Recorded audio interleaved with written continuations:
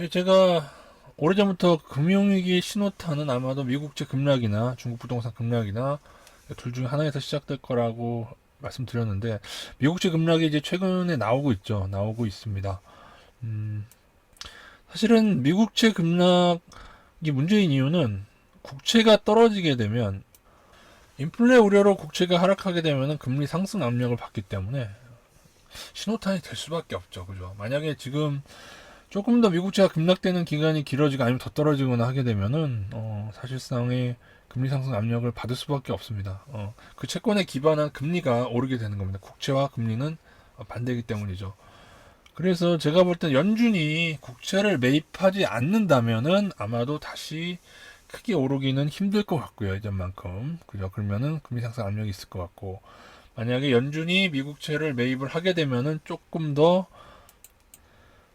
진통제를 또 맞게 되는 것이 되겠죠. 근데 뭐 미국채를 뭘로 매입하겠습니까? 그죠? 또 찍어낸 돈으로 매입할 것이기 때문에 다시 이렇게 되는 거죠. 그죠? 국채를 하락한다고 국채를 매입을 하려면 양적 완화를 해야겠죠. 양적 완화해서 국채를 매입을 해왔었고요. 되게 오래됐습니다. 그리고 2008년, 9년부터 시작했으니까요. 양적 완화를 하게 되면 또 인플레 우려. 그죠? 국채를 매입할 돈이 있겠어요? 그죠? 찍어낼 수밖에 없지. 그럼 다시 인플레 우려가 돼서 다시 국채 하락 압력이 또 나오는 거죠. 인플레 우려가 두면은 국채 채권이라는 게 현금성 자산이기 때문에 그죠? 사람들이 채권을 사실은 매도하게 됩니다. 제가 요즘 달러 엑소더스라는 현상을 말씀드리는 이유가, 누군가 미국채를 매도할 조짐이 보이고 우리나라 채권으로 들어오는 몇 년, 한 2, 3년 됐죠. 예, 매년 과하게 매수를 하고 있습니다. 이제 달러를 투자하시는 분들은 저하고 생각이 다르실 수 있는데, 물론 이제 저의 예측이 틀릴 수도 있습니다. 틀릴 수도 있는데, 근데 일단은 한 가지 확실한 것은 외국인은 지금 달러를 택하는 게 아니라 우리나라 채권에 들어온다는 거예요. 그것만은 사실이라는 것이죠. 그죠? 그것도 굉장히 많은 금액. 그것은 사실이다. 그죠? 그러나 지금 개인들은 달러를 매수해서, 물론 단기적으로는 얼마든지 위기를 조정할 때마다 달러가 오를 수 있지만은, 그럼에도 불구하고 아마도 그 기간 내내 더 외국인이 들어온다고 하면은, 적어도 외국인은 달러보다는 원화를 좀 더 안전하게 보고 있다. 그렇게 저는 보여집니다. 10년물 국채를 보시면은 장기 차트입니다. 장기 2013년부터 장기 차트인데요.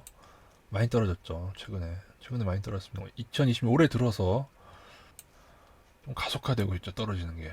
그죠?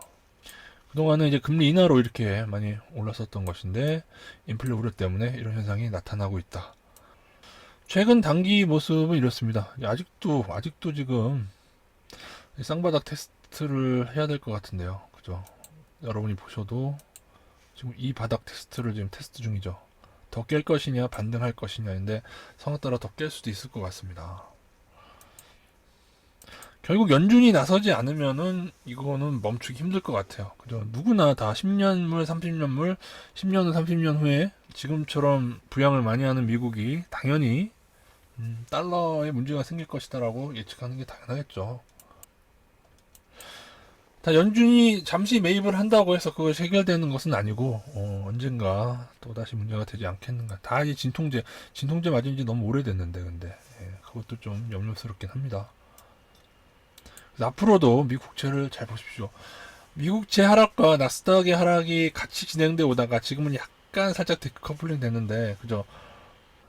지금 단기적으로는 달러 반등 나오면서 미국채가 하락하면서 나스닥도 하락하고 그러면서 약간의 위기감 느끼면서 달러 강세가 나오고 있는데, 근데 상황 따라서는 주식 올해 1차 하락 정도가 나올 수도 있겠죠. 나스닥이나 주식도 이제 원의 버블이니까. 근데 어떤 요것을 수식화해서 무조건 요렇게만 생각하지는 마시기 바라고,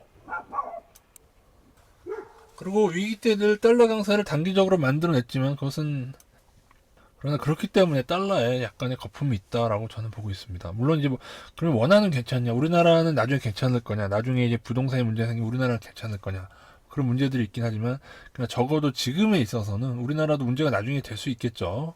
그러나 적어도 지금에 있어서 외국인들은 차라리 우리나라 채권을 더 안전하다고 보고 있는 것 같습니다. 원화를요.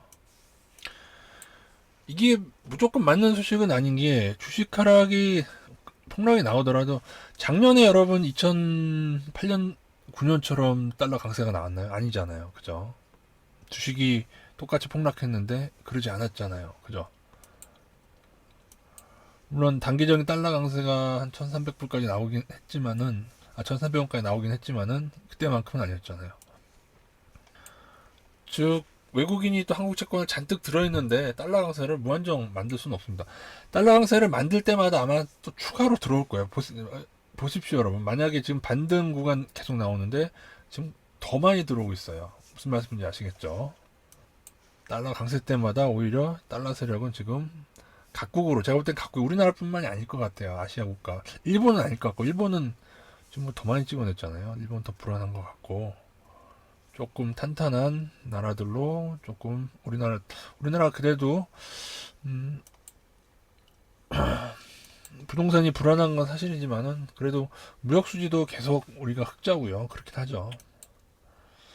그러나 제가 볼 때 어느 순간인가는 외국인들도 우리나라 채권을 버리고 다시 돌아갈 때가 있을 겁니다. 그 돌아가는 기간을 2007년도, 적어도 2007년도에는 2007년도에 그때 원달러 얼마인지 아시죠? 2008년 폭등 전에 굉장히 원달러 환율이 낮았습니다. 900원 아래였던가 그래요.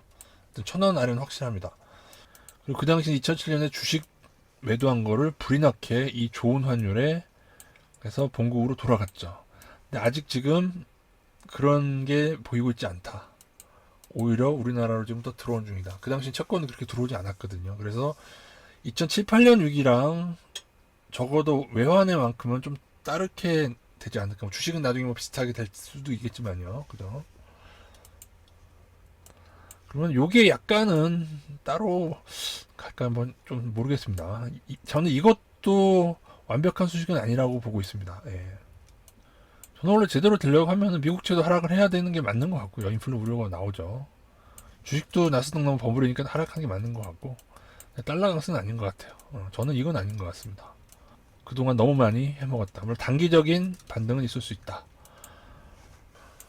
글쎄요, 지금이 어딜까요? 언젠가 나중에 뭐 10년 후, 20년 후가 되면은 2021년이라는 이 지점이 어떤 지점인지를 알게 될 텐데 그 당시에 인플레 우려가 있었고 국채가 흔들려 있었는데도 사람들은 부동산이나 주식에 아무런 위험을 느끼지 못하고 불나방처럼 비주로 달려들었다라고 기록이 될지, 아니면은 2021년에 그런 일들이 있었지만은 연준에서 돈을 더 찍어서 또다시 저금리를 이어갔고, 그죠? 그리고 백신이 개발되어서 경제도 좀 나아지고 해서 조금 더 가다가 오히려 2025년 이후에 문제가 생겼다. 그렇게 될지.